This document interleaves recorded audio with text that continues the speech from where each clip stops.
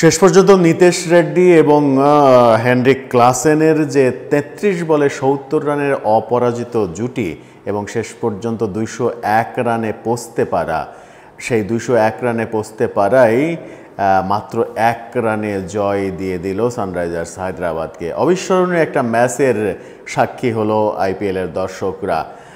শেষ বলে ২ রান দরকার, সেখানে রব্বান পাওয়াল ওয়েস্ট ইন্ডিজের বিগ হিটার, তিনি শেষ ওভারে একটিও বিগ হিট করতে পারলেন না। যখন একটিও বিগ হিট করতে পারলেন না, ভুবনেশ্বর কুমারের বলে প্রথম বলে ৪ মেরেছিলেন বটে, কিন্তু ডাবলসের ওপরে নির্ভর করে শেষ বল পর্যন্ত, শেষ বলেও ডাবলস দরকার, কিন্তু সেই সময় তার আগে পঞ্চম বলে তিনি ডাবলস নিতে গিয়ে ড্রাইভ দিয়ে ক্রিজে পৌঁছতে গিয়ে আহত হয়েছিলেন। তার অনেকক্ষণ ধরে তার চিকিৎসা হয়। শেষ বলে আমার মনে হয় যে ওই আগের বলে আহত হয়ে যাওয়ার ব্যাপারটাই শরীর আর নিতে পারেনি রব্বান পাওয়াল। শেষ বলে আর পারলেন না। ভুবনেশ্বর কুমারের ফুল টাচ বলে এলবিডব্লিউ হয়ে গেলেন।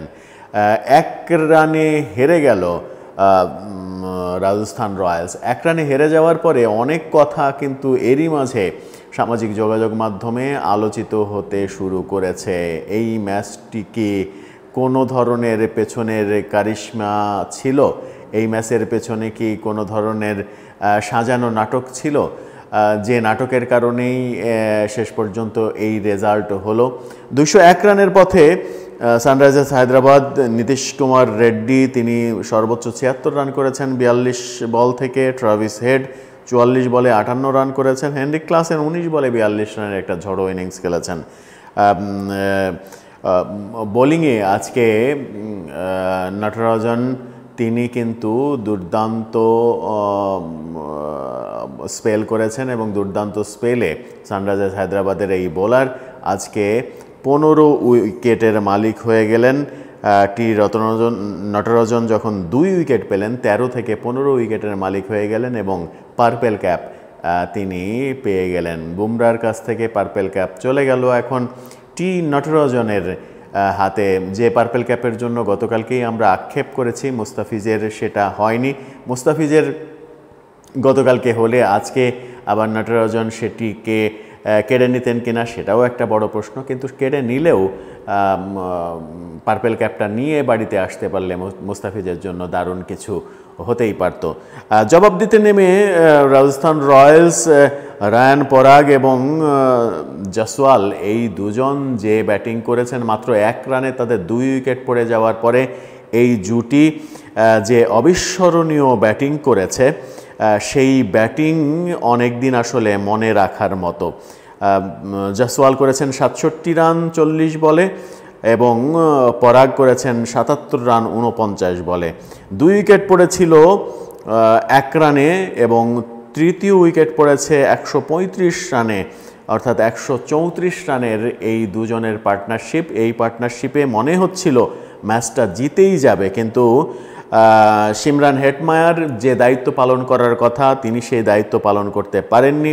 রব্বান পাওয়াল ১৫ বলে ২৭ রান করেছেন বটে, কিন্তু রব্বান পাওয়ালকে আমরা মূলত চিনি বিগ হিটার হিসেবে। শিমরান হেটমায়ার, রব্বান পাওয়াল কেউই সেই বিগ হিটে অনায়াস জয়ের ম্যাচটাকে অনায়াস জয়ে রাখতে তো পারেননি, বরং হেরে বসলেন।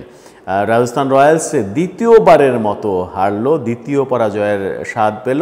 অন্যদিকে সানরাইজার্স হায়দ্রাবাদ তাদের নিজেদের মাটিতে জয় পেল। আমরা প্রেডিকশন ভিডিওতে বলেছিলাম যে টস মানে ব্যাট প্রথমে করলে সানরাইজার্স হায়দ্রাবাদের জয়ের সম্ভাবনা বেশি থাকে, ব্যাট পরে করলেই তাদের পরাজয়ের সম্ভাবনা উকি দেয় বেশি। আজকে ব্যাট করলো প্রথমে, কিন্তু ব্যাট করে রান কিন্তু বেশি আহামরি বেশি করেনি, মাত্র ২০১ রান করেছে। মাত্র বলছে এই কারণে এবারের আইপিএলে যেহেতু তারাই ২৮৭, ২৭৭ এই স্কোরগুলো করেছে, তাই সেই স্কোরের কাছে ২০১ রান আসলে মাত্রই। ২০১ রান করেও যে ১ রানে জিতলো সেটা মনে হয় তাদের বোলারদের কৃতিত্ব। অসাধারণ বোলিং করেছেন প্যাট কামিন্স, নিজে ১৯তম ওভারে অসাধারণ বোলিং করেছেন। ২০তম ওভারে ১৩ রান প্রয়োজন ছিল, সেটা ভুবনেশ্বর কুমার হতে দেননি।